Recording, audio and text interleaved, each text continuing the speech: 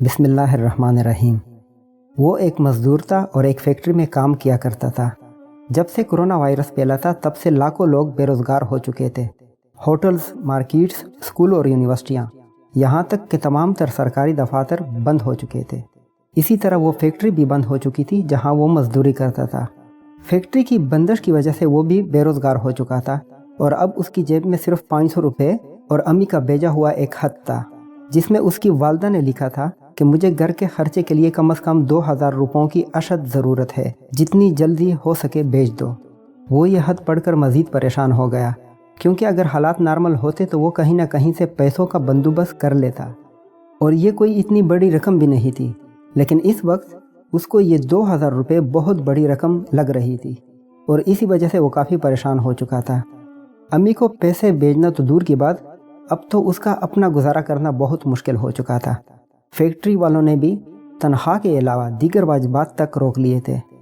इसी परेशानी के आलम में वो बस से उतरा और उसने जेब में हाथ डाला, मगर ये क्या, उसकी जेब कट चुकी थी।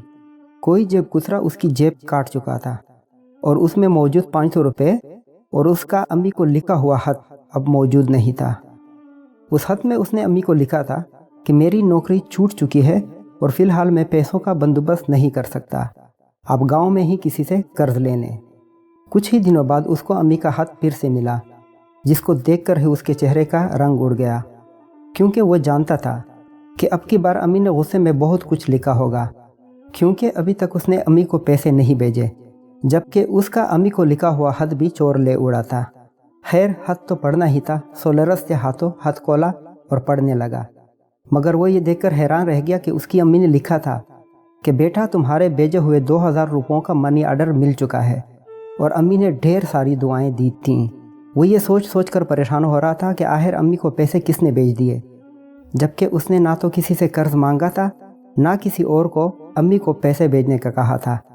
अगले ही दिन उसको एक बार फिर खत मिला, जो उसने फ़ौरन खोला कि पता नहीं अब इसमें क्या लिखा होगा। वो खत पढ़ने लगा। सलाम के बाद लिखा था कि भाई, 500 रुपये तेरे और 1500 रुपये मेरे।